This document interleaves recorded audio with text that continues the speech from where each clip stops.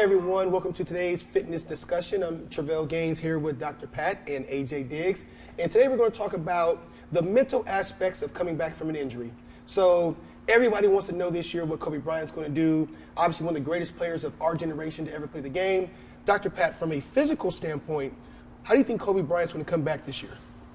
It's going to be really interesting because it wasn't just one injury, it was actually two injuries that he's really coming back from. People keep forgetting that he broke a bone in his knee and that Achilles tear, obviously. So it's going to be pretty interesting, plus his age. But the pros that Kobe has is he works super hard and he trains super hard. And I know he's very meticulous about his rehab, where for rehab, there's different stages of rehab. There's stage 1, 2, and 3. I knew Kobe was still doing his stage 1 exercise even now or towards the end of his rehab, which is pretty important. We'll see how it pans out, but I think he's going to do pretty good.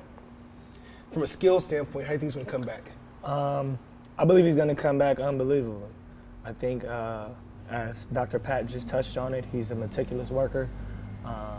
Luckily for him, it was to his lower body, so a lot of the things, his shot, his ability to handle the ball, he was still able to do some of those things standing up, and I think he's going to have an unbelievable year. I think just the biggest question again is he going to re-injure himself, or but I don't think there'll be a question of if he'll be a shell of himself.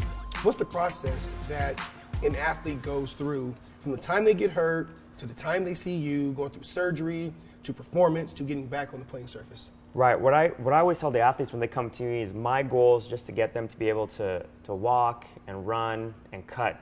I'm not going to make them bigger or stronger or faster, but I'm going to be able to take them from those crutches to walking, and from walking to climbing stairs, and from there to running.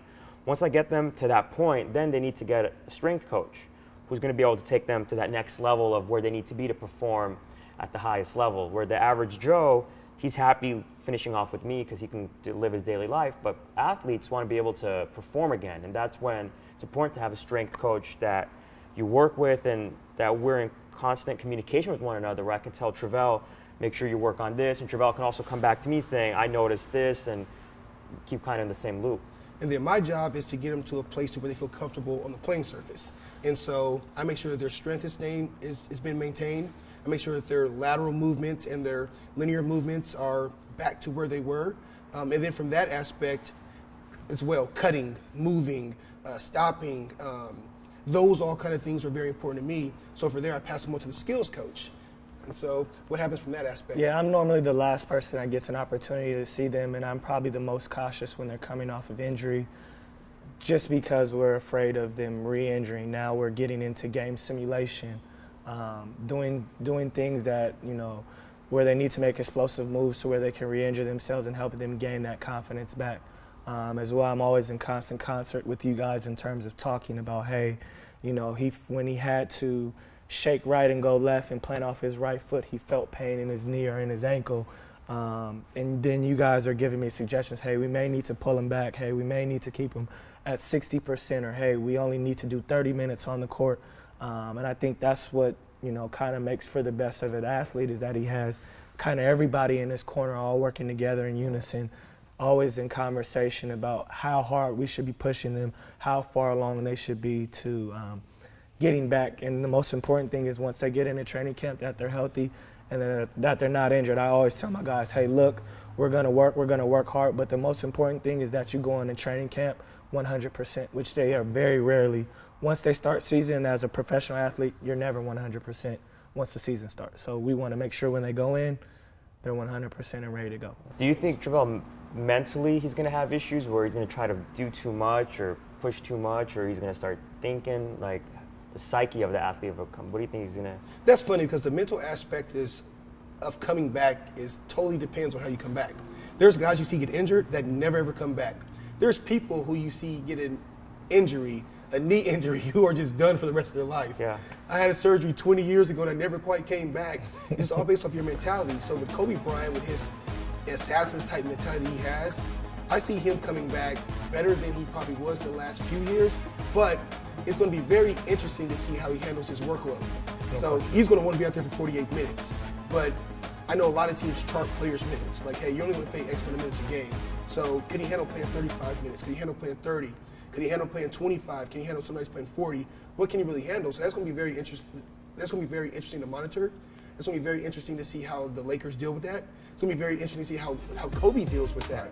So from a mental aspect, whether you're a weekend warrior or you're Kobe Bryant, it's all based on how you handle and persevere from coming back and working through injuries. I had a question, Dr. Pat. What's the biggest thing that you see from people when they're coming back from an injury? Like, what's the biggest fear people face, or what's the biggest concern people have?